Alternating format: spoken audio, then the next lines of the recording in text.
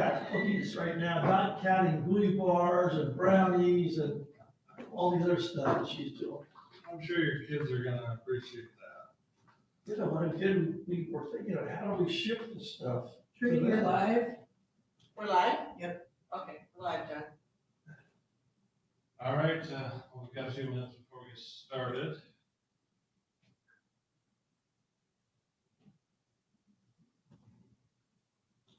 My clock says I got 1 minute here. Anyway, we figured out we're gonna go ahead and ship the cookies in these cookie cans. And I went down to Murdoch's and they had decorative cookie cups. Now, if you tap your own picture, So that's how we're gonna ship it. Are you gonna play our holiday things? or Well, it's kind of hard to do. That was good. yeah, try it. Well, let's sing along. That brings up the things you need up here. You mute your video. Matt Watkins can lead us. Yes. Okay. He does sing. That's all I hear. Okay. So they're up there, they're not down here. Okay. All right, 9 o'clock, we'll call the meeting to order. We'll forego the Pledge of Allegiance. Start with roll call. That is it. You're ready, Trudy? Yep, Dan Hines, Here. Chet Yannick, Here. Patricia Sotis Little, Here. Rick Foster, Present. Richard Iskerding, Here. Trudy Gallagher here, and John Gallagher. Present. We have a quorum. At this time, I'd look for an approval of the agenda as presented. I just have a couple questions, John. Go ahead. Are we going to discuss, let's say in unfinished business, the final disposition of the Madison Avenue property in Sutton's Bay and the Lois Bailey status with her potential development in Sutton's Bay? We can, yes, sir. Okay, I'd like to add those then.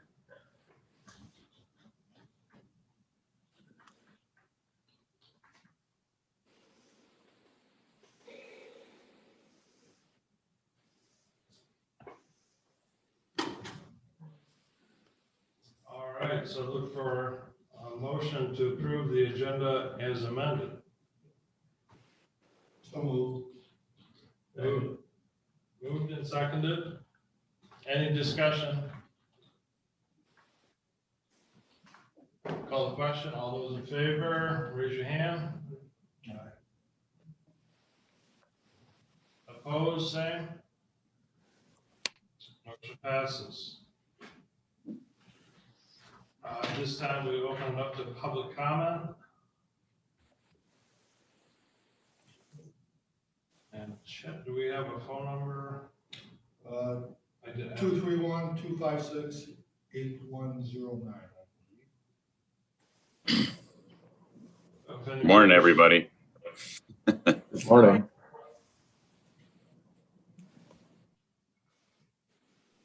So moving to unfinished business. And we'll take public comment if it comes in. Excuse me, John, we have minutes. Oh, I'm sorry. Yeah. Approval, I look for approval of the minutes of September 15th, 2020 as presented. So moved as presented. Moved. We have a second. Second. Second by Dan. Any discussion? All those in favor, raise your hand. Opposed, same. Motion passes. Thank you, Trudy.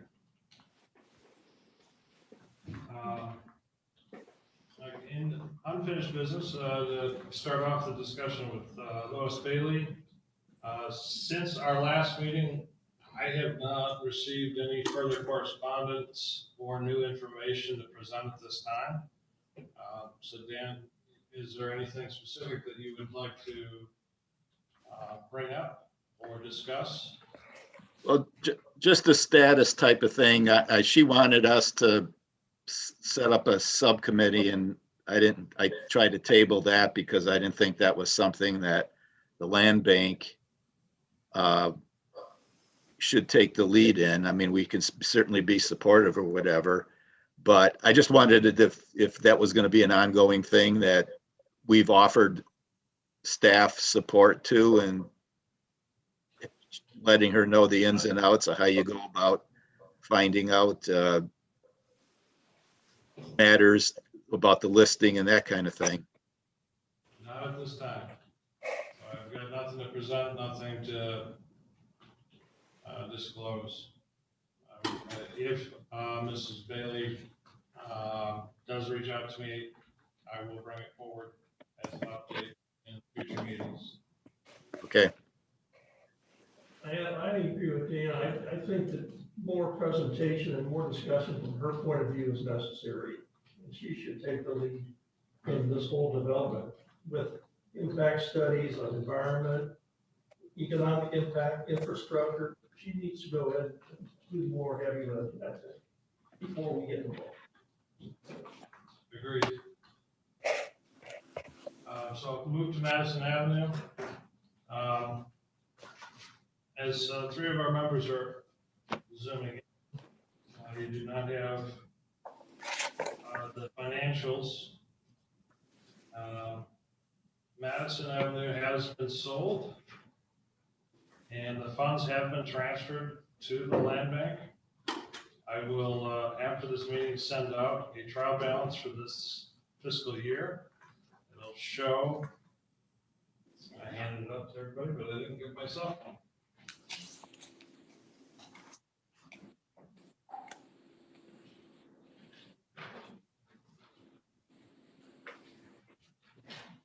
In the review of financials, cash held for Habitat for Humanity, the Maple City project, was deposited in the amount of $19,540.63. So that's a closed sale, and they are moving forward with the Maple City project, of which I have not had any update from Habitat. For them to draw down this cash, they would have to present the expenditures to this board for approval, and we would then, by motion, approve or disapprove of the expenditure. That's my understanding. Yes,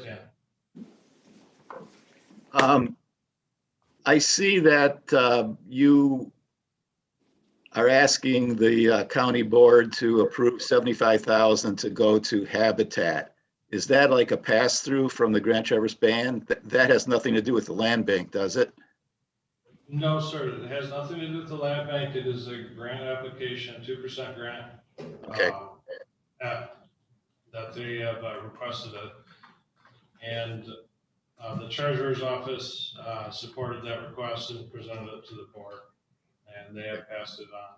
I do not know if they have. Oh, we won't know till probably January. Okay. So that's separate. Okay. From the land. Is there any other questions regarding Madison that I can address at this time? You're gonna have to forgive me, we haven't met in so long, I don't know what we've covered and what we haven't covered, so please feel free to ask questions.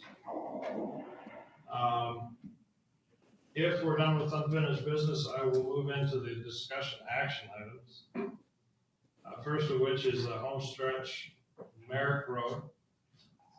The intent of us having this on the agenda today was to have John Stimson present to the land bank a request for an extension into 21 for the next funding cycle.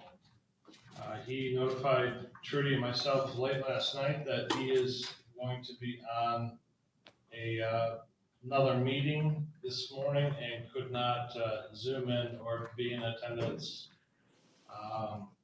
for this discussion. As it stands, the option for engagement expires with Homestretch on December 31st of 2020. So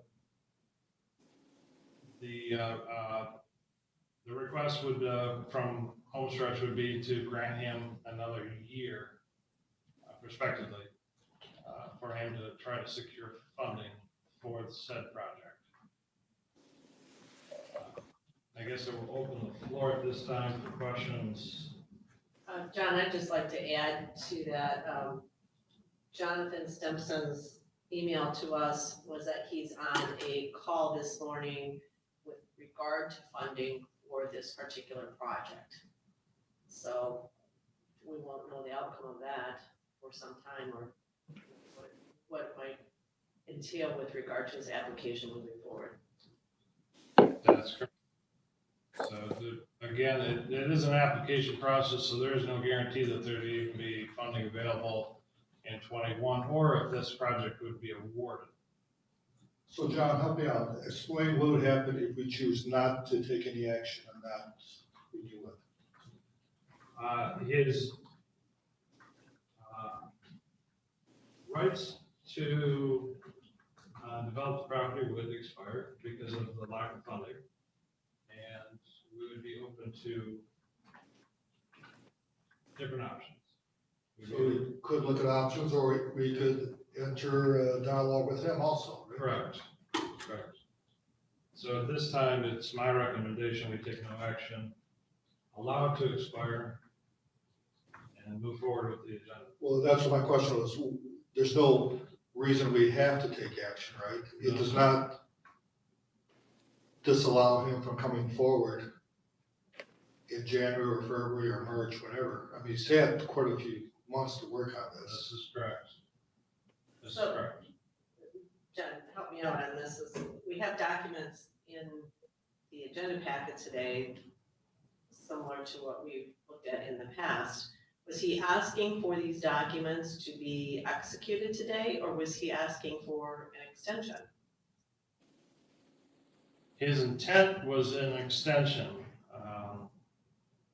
Why he presented these documents, I don't know, because we have provided documents that have been reviewed and changed by our legal counsel.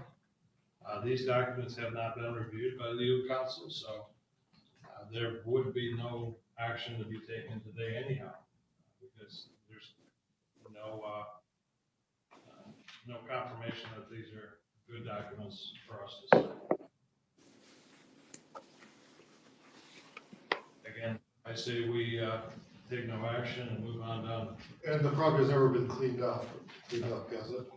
No, Yeah. John, I've got a question. If he's got cost into this project that I would assume, would try to recoup. I mean, even if they didn't want to go through with this, wouldn't it be a good idea for him to enter into this agreement now to pay us the $5,000, and then he can talk to Bob Brick and get $8,000 for it, or and at least get a profit on the thing? We would still get our $5,000 because there is an offer, a letter of intent that it's in the packet also, right? Yes, sir. Yes, sir. That would be this board's decision and prerogative to discuss that. It would be my intent to first answer Chet's question with regards to the cleanup of the site. We did have an interested party that was going to take the structure down and remove it for the site and pay us for it. However, over the course of the last 5 months, the property, personal property, the structure has been, I would say, vandalized, and most of the interior has been removed. So it is now just a shell with no fixtures, no furniture, etc. And the interested party has withdrawn their interest. But does that answer your question? Yeah, I didn't think it was cleaned up, but I knew there was some things missing from the property. I did ask the sheriff to keep an eye on it, however, they've not been able to identify,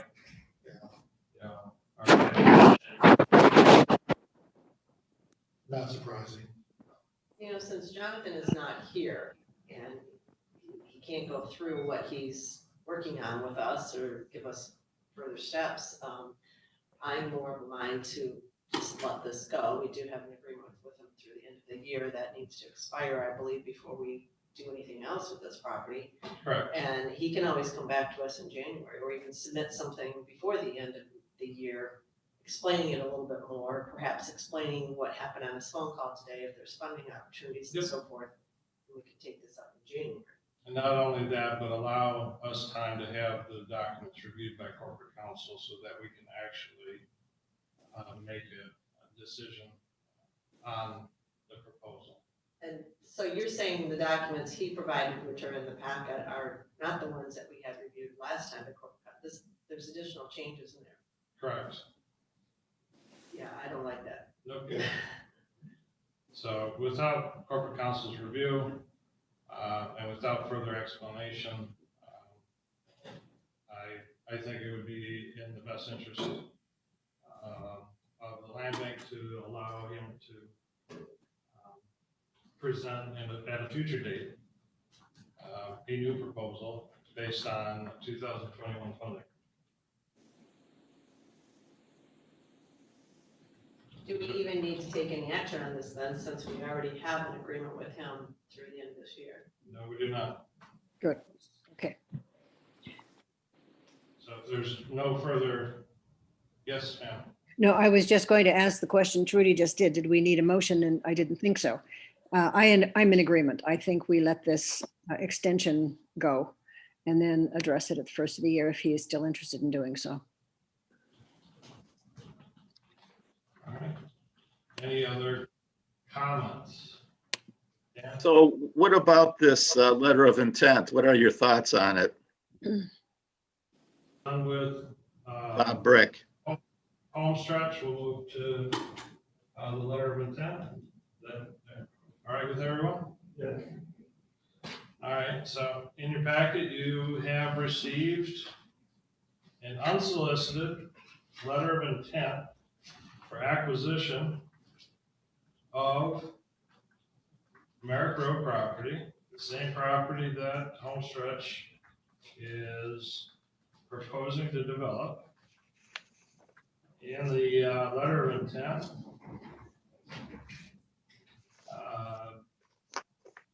Bob Brick is suggesting a purchase price of $8,000, a $500 refundable deposit. Should have 90-day due diligence period, more or less. And the purchase is to be cash, no financing or contingency. And then allow him to grant access to the property and then closing 30 days following the due diligence period.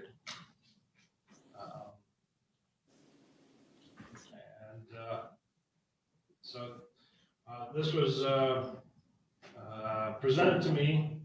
Mr. Brick was interested in properties that were held by the land bank. He had called me, and I said that the only developable property that the land bank holds is that Merrick Road property. Understanding that there's a contractual agreement outstanding that expires on 12/31. I actually additionally proposed the Suns Bay condo, Bayview condos that the treasurer holds that has not been transferred to the land bank. and I received this request to be presented before the board.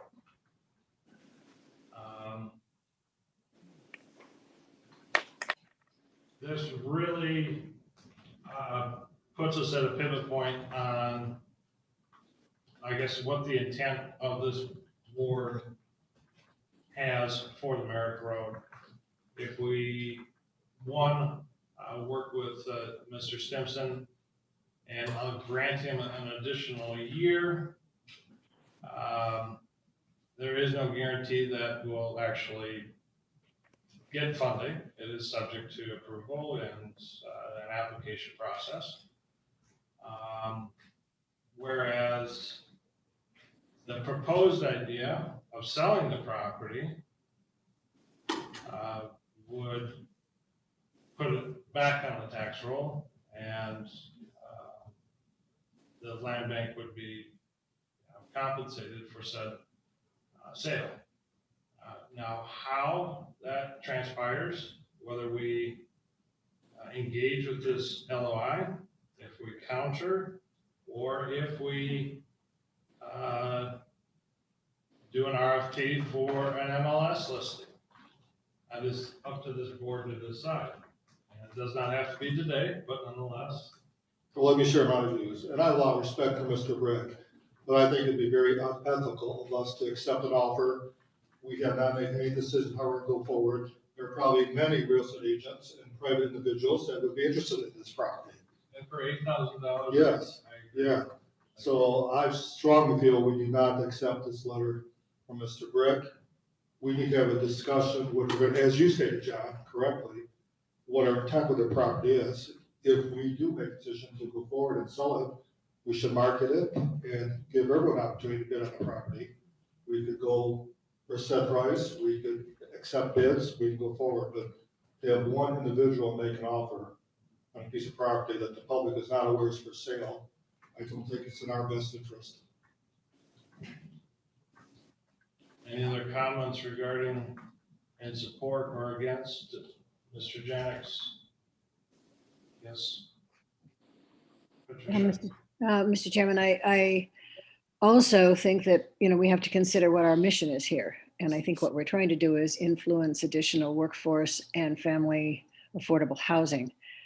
I don't know what this individual's thought is for this property, but I would agree that we don't approve it at this point in time. I suggest we wait till January, have a discussion, we'll see what happens with Homestretch. And then we as a board have a discussion on how we wish to proceed. Any other comments? I'm in agreement. Okay. So we'll take no action on this LOI. I will contact Mr. Brick that we are moving this forward. Is that appropriate? Into next year to discuss after to I guess further explore our intent for said property and re-engage with our decision. All right. So we will move to the next item. Traverse City Whiskey Introduction.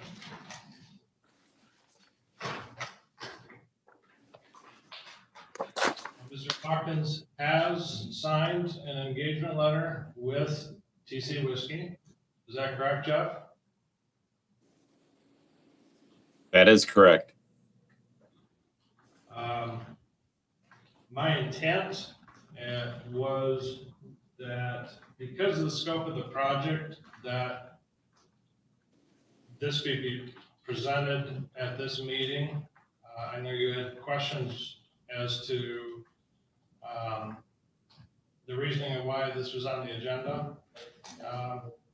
My entire hope is to simply introduce the idea, the concept, the development, and basically turn it over to you as the consultant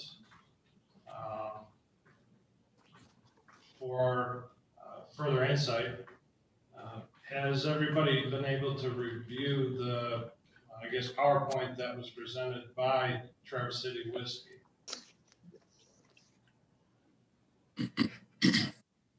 The No. first, Dan? Not fully. Oh, all right. I sort of scanned through it. It was quite a hunk to find last night when I got back from another meeting. Okay. Is everyone aware of the plant two, the old Cherry Growers plant on 633 north of Cherry Bend Road? This property has become obsolete. The parcel has been split and Cherry Growers is now defunct. This property was acquired by Traverse City Whiskey for the purposes of redevelopment and rehabilitation for the production and distribution of spirits in Leelanau County. If you look at your parcel viewer, which is the first page before the presentation, you will notice that on the north end of the property, the brine pits are still being utilized and held by a third party. And the production facility, the house, and the mass acreage is what was acquired by Traverse City Whiskey.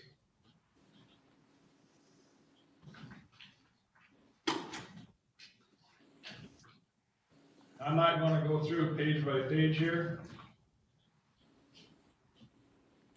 But if we look at the future project plan overview, there is up to 4 phases that they're proposing. It's on 35 acres. They are looking at building a lodge, a rack house, which is a storage facility for barreled spirits, a water tank for suppression. The distillery is going to be housed in the old section of the Cherry Growers campus. The visitor center is going to be adjacent to where the house currently sits, which is on the bottom left hand of the new parking in the new plaza area. You see a tiny square there? That has to come down.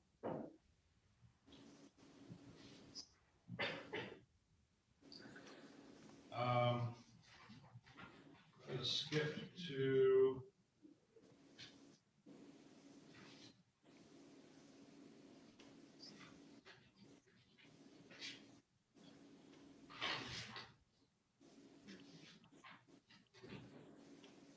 the last page of their presentation, page 31 of 50 of the packet.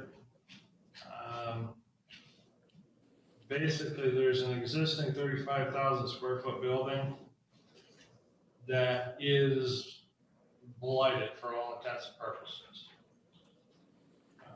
It's obsolete. There is no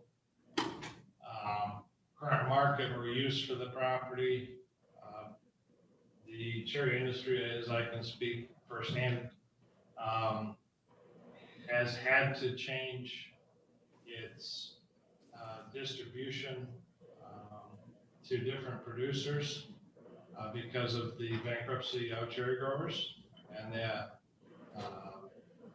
the acquisition of the bankrupt company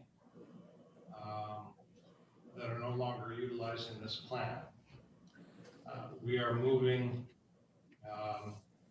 now our fruit direct from Sens, from Mampy's, which is just north of this site, as a holding station, and some farmers, such as my farm, will receive trucks directly from the cherry producer, and So this plant has been basically eliminated. The Traverse City Whiskey is looking for assistance in the demolition of the old farmhouse and with the rehabilitation of the plant with the new construction. Jeff, I don't know if you want to talk any further regarding this, or if I just want to open it up to questions.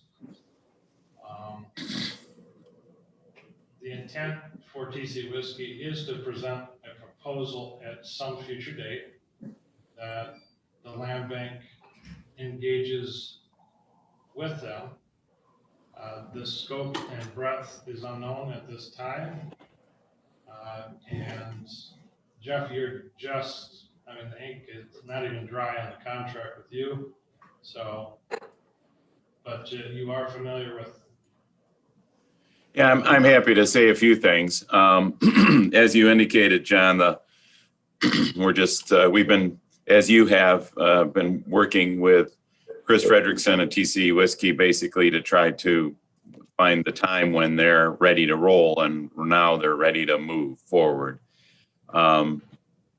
So I guess a couple things. One being the blighted designation or of the facility and so forth, and in interaction with the land bank. My suspicion is basically what we're looking to do, what EnviroLogic's looking to do to work with TC Whiskey is to identify potential incentives and funding sources to support the project. As John rightly indicated, there's going to be a fair amount of interior demolition, site demolition of the existing or the former processing facility, and then also the old farmhouse that is going to be taken down as well.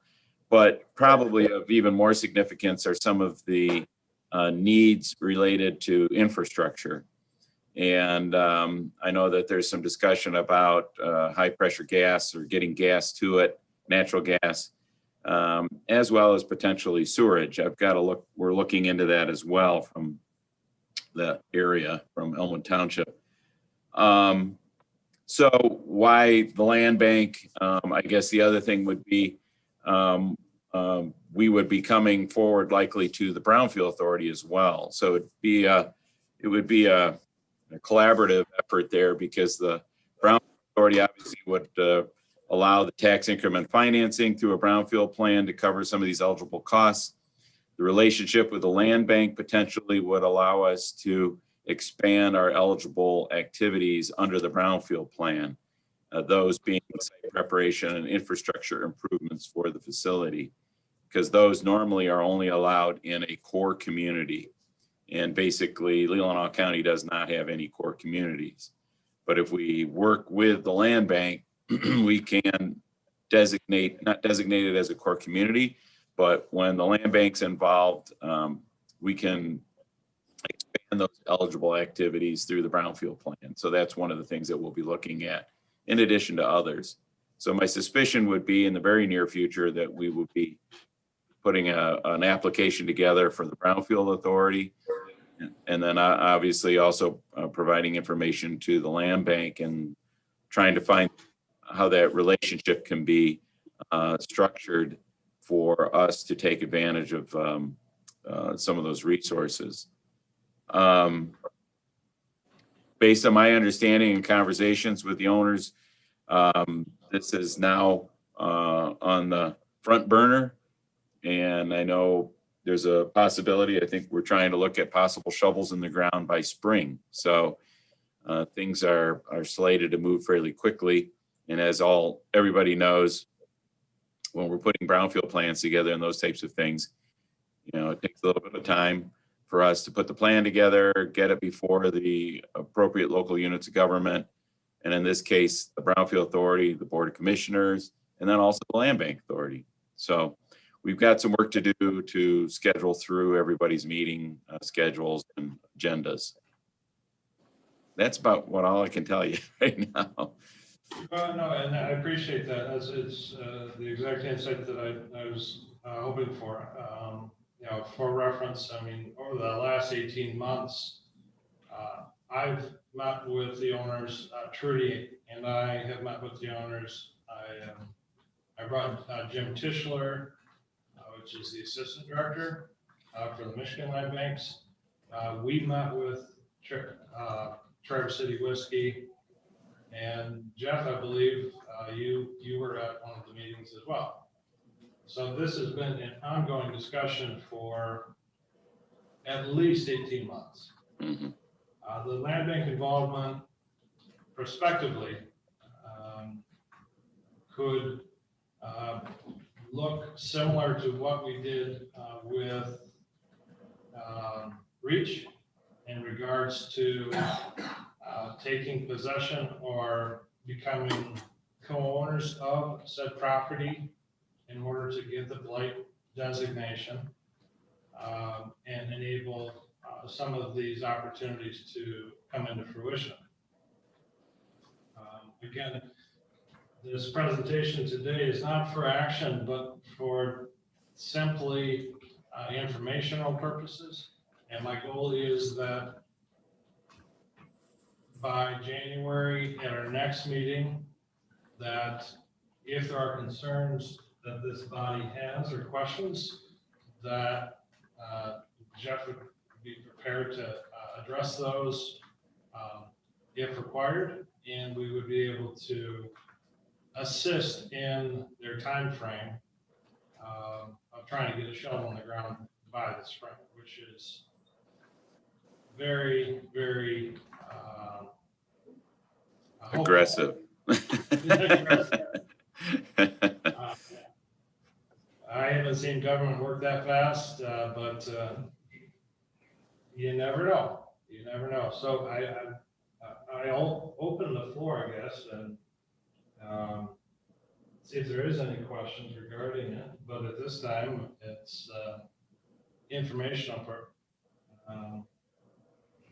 in presentation. But I would ask if there are any questions that we should have follow-up. Yes, Dan. Just a basic question, and I'm sure is I know the answer, but I just want to ask it. This is not part of the conservation easement that's around all of that formerly Stonic property, is it? No, sir. This is a carve out of that from that property. Right. Right. Yes. Patricia, did you have a question? I would, I have a question for Jeff. Do you have any kind of a timeline right now? Like, what is the next step? When would you be coming back to the brownfield or the land bank? that's a great question, Trudy, and that's what I'm working on right now.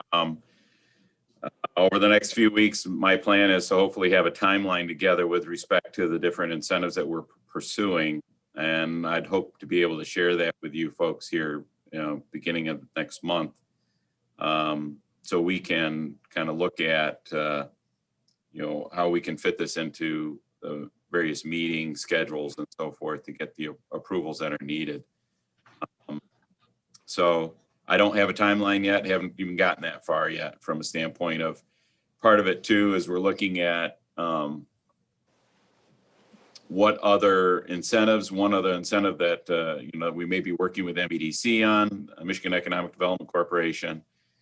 And depending on some of their schedules, they dictate a pretty stringent schedule with respect to when we have to have everything together from a standpoint of whether I would suspect the only program right now that's going to be available to them would be the business development program, which is really a grant that's established based on the number of employees, jobs created. Community revitalization program, I don't think will really fit here. And so typically what I like to do is identify the date that they're trying to shoot for. And then I look at the Michigan Strategic Fund Board when they meet. They have a meeting schedule already published for 2021. And then typically, in order for us to get on that agenda, we have to have pretty much everything ready, meaning the plan arrangements with all the other organizations, have those things approved 6 weeks prior to their meeting schedule. So you'd be surprised if we're trying to shoot for spring and we go for their May meeting, that means we have to have things to them in March. Which means then if that means, then you look at 30 to 60 days or 60 to 90 days for us to get all the brownfield stuff together. So we're pushing. It will be an aggressive schedule, but hopefully I'll have a better idea of what that looks like coming up here at the beginning of the year. I have a question, Jeff. With any of that information coming forward in January, would any of that be executable or need review of corporate counsel? I'm not sure we'd be ready in January for that yet. I would say that I would tend to think that we would get the brownfield application into the January meeting. But whether we'd have a plan ready for review or not, but that's not to say that concurrently we're not going to try to be drafting some documents like agreements and so forth that we could start getting some review on. Well, is the Brown plan proposal contingent on the partnership of the land? Well, if we're just talking demolition and lead and asbestos abatement related to the site, we wouldn't really need the land bank. If we do need to try to see about offsetting some costs related to the infrastructure at that location and some other costs, then yes, then the land bank would need to be involved.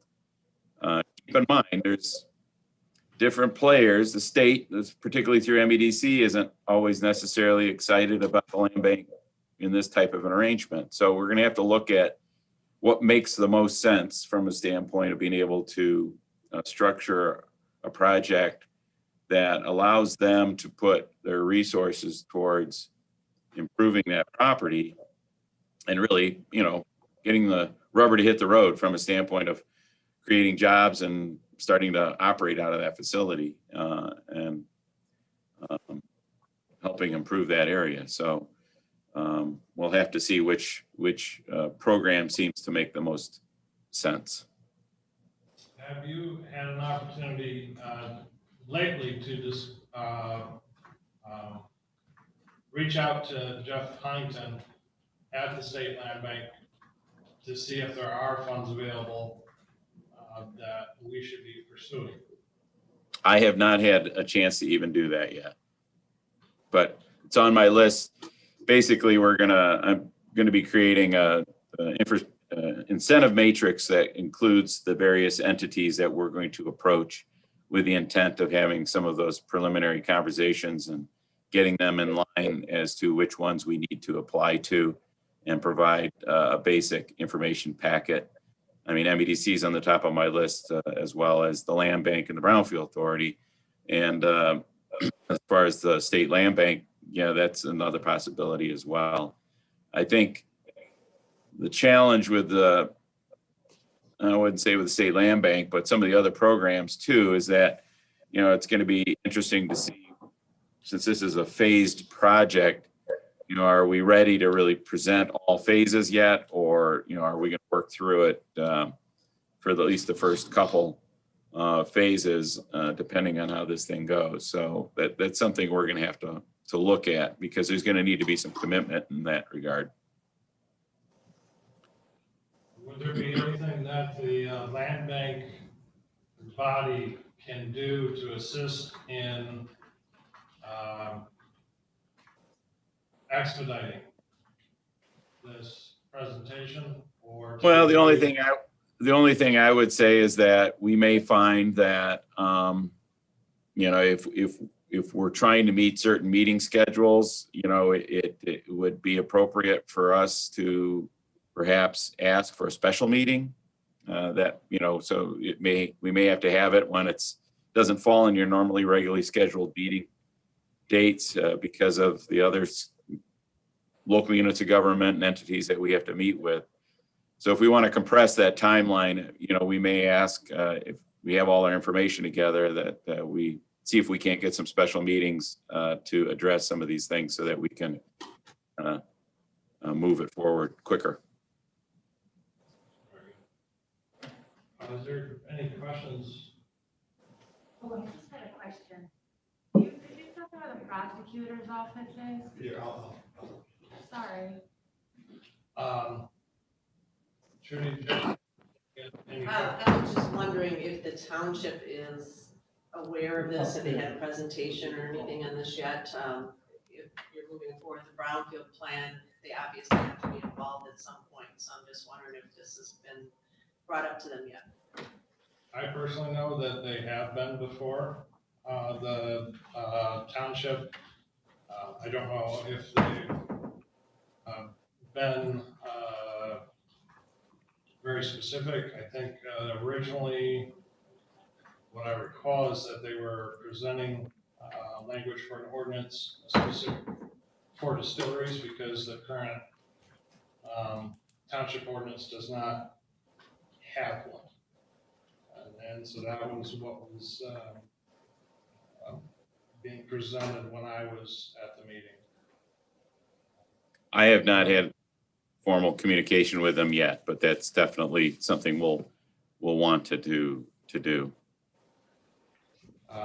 I suspect that they, Traverse City Whiskey has approached the township regarding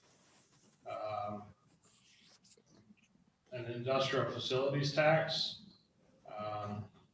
As I've had a few questions from the supervisor, but again, that is just one tool in the toolbox. I don't know what they're going to pursue or what they're going to try to utilize.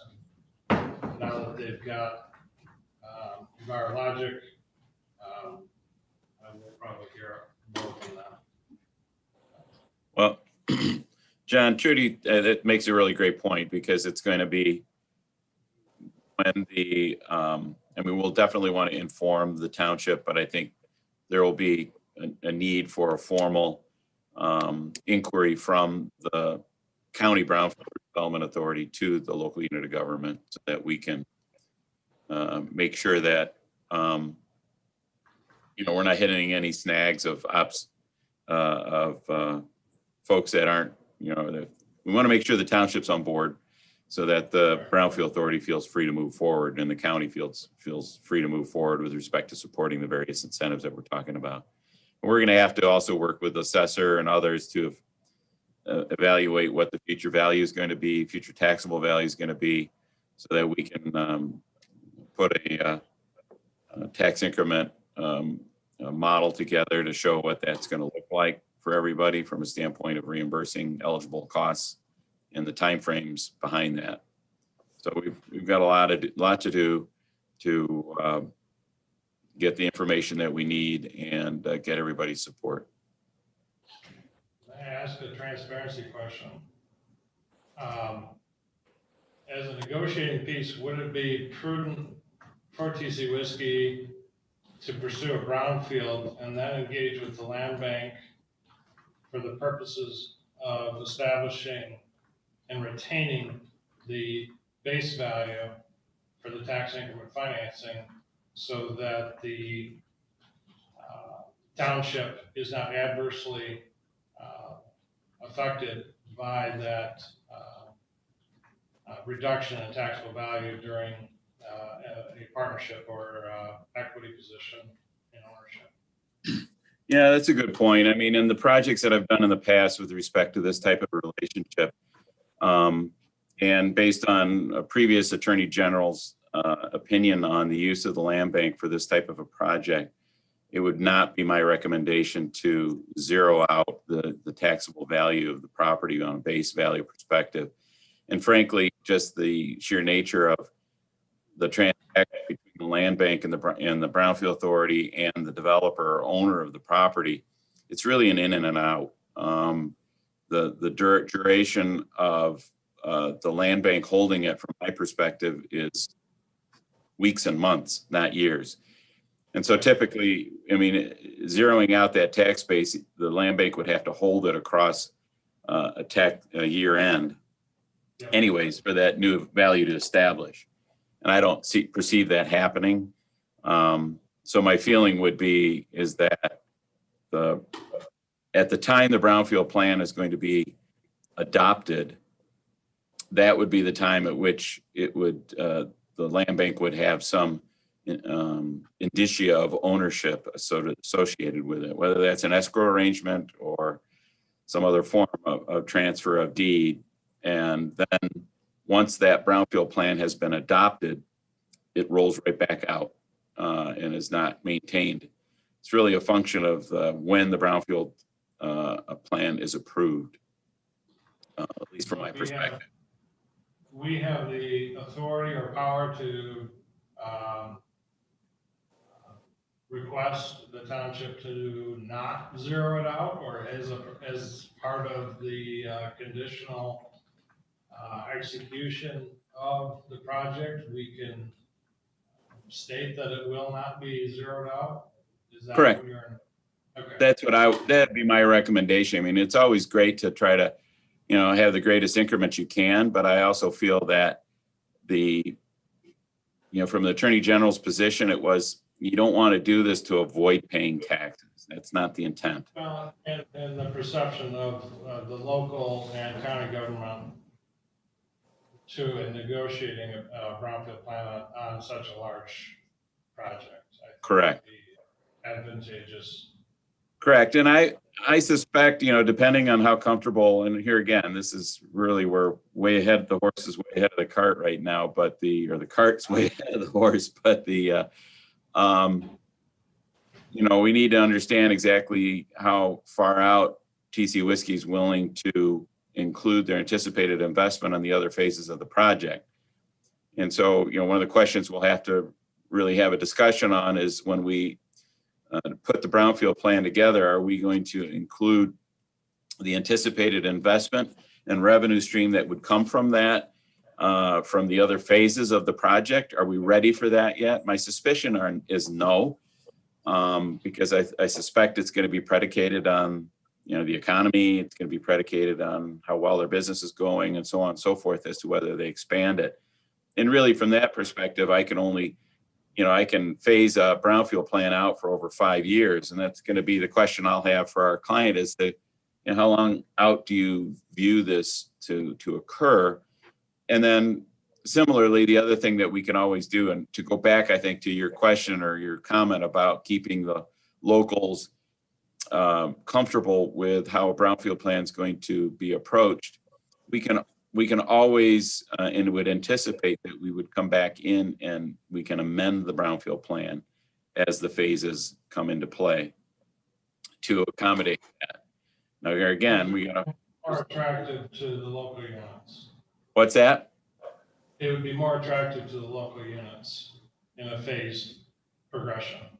Yeah, I think so. I mean, it's very performance based, but so is a brownfield plan. I mean, we can put in there, all 4 phases, and if it doesn't happen, they don't get the tax revenue. It just doesn't, that's the beauty of a brownfield plan. There's no threat and there's no debt to the unit of government.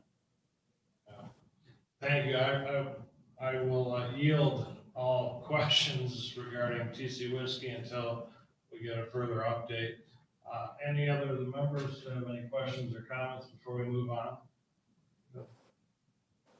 Thank you, Jeff, for that insight. I think that it's going to help us move the project along with a better understanding and no surprises.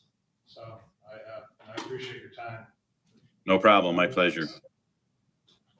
And if you will, I do have other questions on the agenda that if you could be available for, I would appreciate. I'm not going anywhere. Within the next item, if we're all ready to move on to bylaws and policies and procedures. Hearing no objection, we'll just jump in. Most of this has been revised as far as the procedures, I believe, in 19. The bylaws of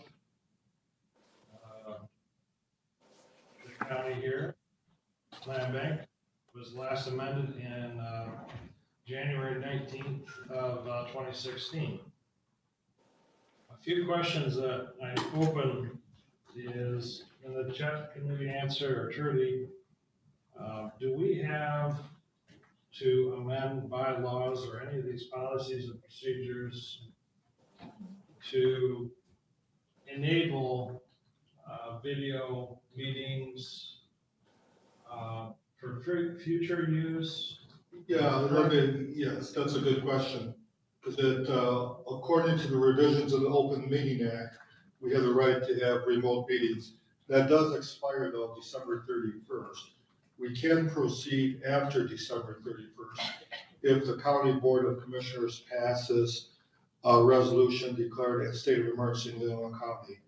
There also was talk at the state level of modifying the Open Meetings Act at least through March of 2021. So it's kind of a fluid situation right now. I believe if the county declares a state of emergency, that item may be on the agenda for the December 30th or 31st special meeting of the county board. It will allow all units of government in Leelanau County to proceed with remote meetings. So it's kind of a fluid question. We'll have more information if the state House and Senate does not make any changes, and I know they're debating it now, then I will recommend December 30th or 31st meeting that the county board declare a state of emergency to allow us to continue with remote meetings. You may have read in the paper that the state of Traverse City did that last week, city of Cadillac did it. Okay. People are confused about that, saying, why are they declaring state of emergencies? It really is to be in compliance with the Open Meetings Act. So no action would be. Not at this board, no. Now, long-term, if you want, you could change your bylaws as a county board. That, for example, prior to COVID, the county board changes bylaws where commissioners can participate remotely up to 2 times per year. However, by law, the majority of members have to be physically present to have a quorum. So if there's 7 board members, you need to have at least 4 members physically present in the room to have a quorum and to proceed. But that's a decision that you can make. I suggest we hold off on those discussions till January and see what happens at the state level. Would it be possible that you provide me with that amendment that allows for an individual to come to? Yeah, if you look at our board policy and procedures, we could do that. And you could abide by the same terms. Well, and just for distribution. Yeah. And other members for Yeah. consideration, if that's Yeah. something of interest. Yeah, so you can determine how many, if you wish to do it, and if you open a number of how many meetings an individual can participate remotely. That's strictly a decision that this board can make for its bylaws. Yeah, I just don't see this technology. I'm hearing the state will probably make some modifications before December 31st. I'd be surprised, my personal views, I'd be surprised if they chose not to make those modifications. Jeff, you had your hand up? Yeah, I was just going to mention, I mean, based on your bylaws under section 4.5, that language actually is already in there. Last sentence says presence in person for both quorum and voting may include electronic communication by which such member is both seen and heard. So I guess we don't have to take any further action on that. So the key is you do have to have the majority of members present in the room. So do we need to modify that, so that sentence? No, that's state law, so you have to Yeah. abide by that. It supersedes. Got that, all right. Yeah, I've reviewed, very quickly these items.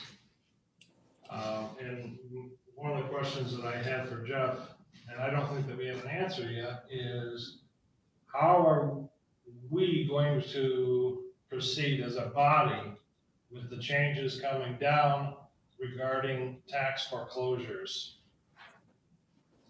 Do we have to adopt a new procedure or policy with regards to Raffaelli? Is there any inclination that we should be taking under consideration for this upcoming foreclosure? I guess what are your thoughts on that? Because I am not up to speed as to where and how the land bank is going to be treated with regards to past transfers and sales, if they're going to be held harmless, how do we move forward with future acquisitions through the first right of refusal, or is it through auction? And I didn't know if you had any insight on that we could entertain at this time. I really have limited. I mean, I've been trying to pay attention to it as well, but I haven't been privy to some of the MELP meetings, Michigan Association of Land Bank meetings, although I am an associate member. The other land banks that I'm working with right now, I'm not aware of them making any changes to their policy at this point in time. I think some of the land banks, particularly, I know like Marquette County, for instance, I believe was dropped from the suit, and I suspect some of the other ones were as well, which I think kind of eased some tension in that regard. But I think the only thing I guess my thought would be is on excess proceeds is what do you do with those? And are those going to be free and clear, or do you have to get some other determination? But I apologize. I don't have really good answers for you on that yet. Well, neither do I, and I'm the treasurer, so that's why I was asking you, so. Just for reference for the board members and anybody watching, there are changes coming down the pipe through the decision of the Raffaele case. Raffaele case determined that foreclosing on a property and selling it for more than the taxes owed was a taking in a very general sense, and that subsequently those proceeds may be claimed by the previous owner or claimants, if there's loans on it, through a court proceeding. That's the direction we're headed in. Nothing has been finalized, and just bringing awareness to this body. Trudy, you and I have had multiple conversations as to what the implications are, and we're still just kind of waiting in the ranks to see if the legislation is going to move first or if the court case is going to make this determination. I think everybody's just kind of eyes wide open, moving forward with caution as to how they approach properties that they're taking. And I shouldn't use that word, not taking, but go through the tax foreclosure process, especially when you're coming to look at doing, affordable housing or making any type of investment on them. Right. So going back to the actual documents here, Trudy, you wanted these presented. Is there anything specific that you wanted to address in either of the documents? Well, a couple things. First off, we normally do this in January, but I wanted to get this into the packet this month so you have time to look at it, see if there's any particular questions or sections that we should focus on. And I had raised the question of whether we should have our attorney also review any proposed changes and make sure these documents sync up with each other very well.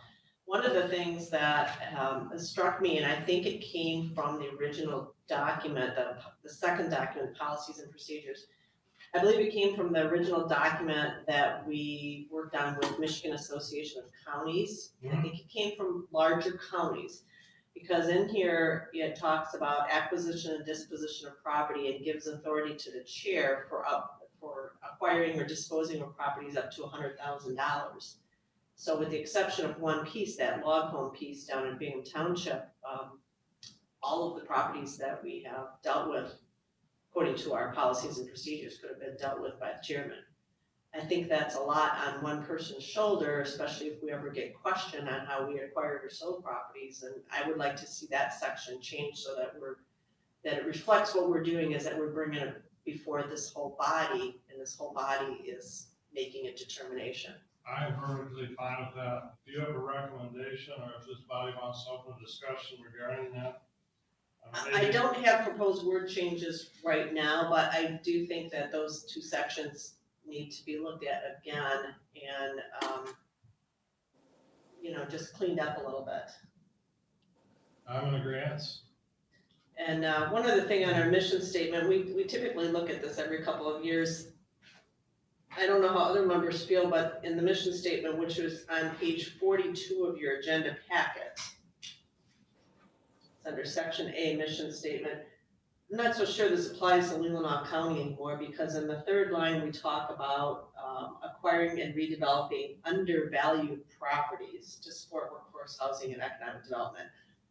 Right now with the real estate market, I don't know if we have any properties that are undervalued, so I'm not sure why that word is even in there. It's a slight change, but I think we should probably just drop that. That would be one of my suggestions, as well as cleaning up those other two areas of the document. And then perhaps once we get a draft of both of these that we like, is to see if corporate counsel would also take a look at it.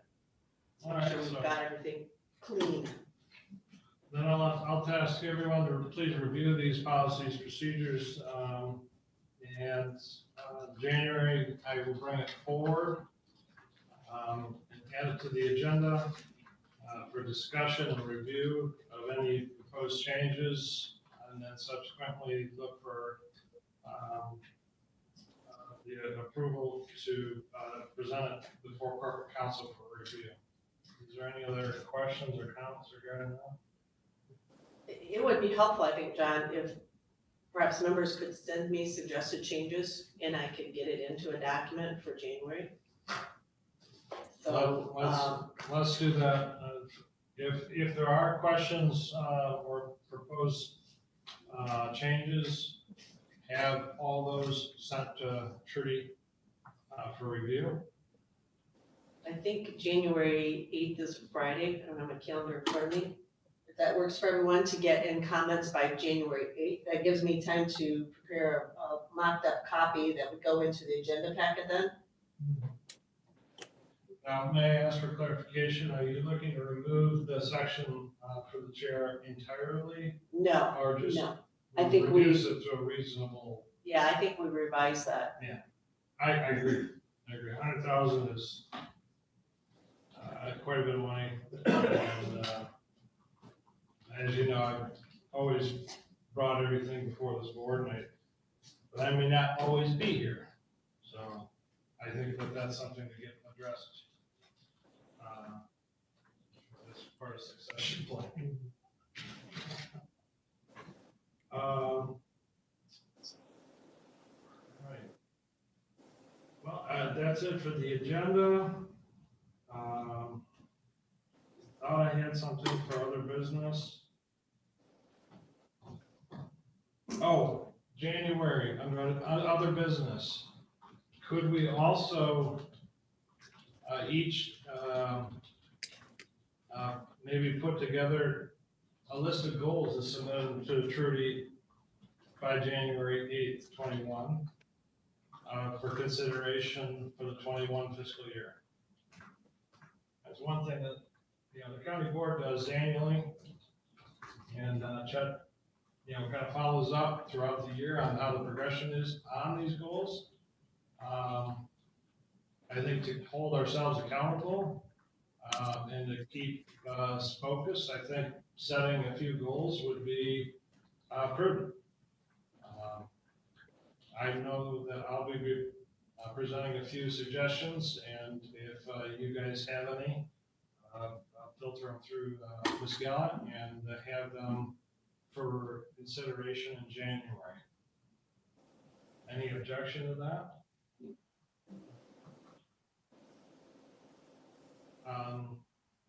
Additionally, under other business, I was going to ask whether or not in 21, we wanted to present as a body to the Board of Commissioners for additional funding.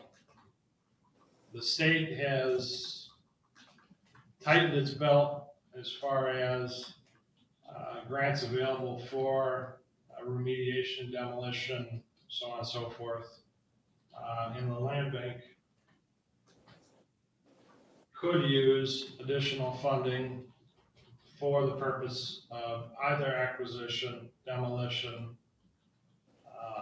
with the prospect of being refunded by the tax increment financing, the 550, or even being able to borrow money from the tax foreclosure fund, which Chet and I had a conversation with Tim Perone early fall regarding that, but I never brought it back to this body for consideration, that we could have a standing agreement and a standing dollar amount that the land bank could borrow from the tax revolving fund for the purposes of the land bank's mission, if you will.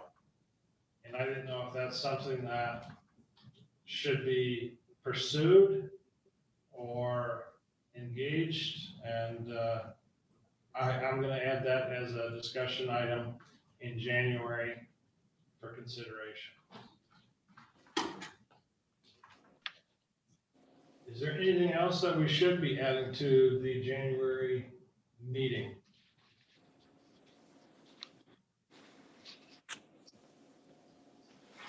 Hearing nothing. We have no post, I'll move on.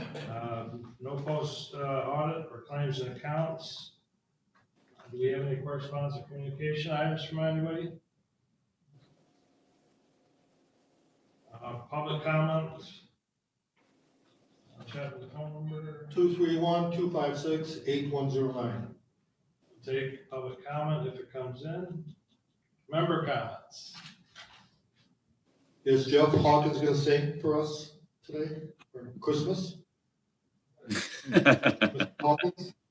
What's that? I'm assuming you're gonna do your annual Christmas song for us today? I'll stay for that. I guess he's not gonna sing for us. I guess not. Sorry, I should have brought in donuts or something. I wasn't there. But hopefully 2021, Jeff. Yeah, I'll have to double it up. Could I ask, maybe in January, we also get, either January or February, get an update from Habitat for Humanity on the Maple City project? Yes. Just kind of find out where are they in their timeline? Yep. I haven't seen anything go before the township yet, so I'd like to know what's going on with that. Oh, have you been following the township? Yeah, I've been looking at the minutes and things, and I just don't see any action, so it'd be nice if maybe Wendy could give us an update. Have they even attempted a land use permit yet? I don't know, Oh, goodness, okay, so we should find that out, I think. all right. Yes, I will follow up with Wendy for update. Any other items that should be added for the agenda for next month? Or something to consider for next year that we should discuss? All right, I have no comments, so I'll accept a motion to adjourn. Motion to adjourn. Second. All those in favor? We are Aye. adjourned. Thank you, everybody. Have a Merry Christmas, Happy Holidays, and see you in 21. And be safe. Yes, be safe. Yep. Stay safe. Thanks. Merry Christmas. Thanks, guys. Merry Christmas.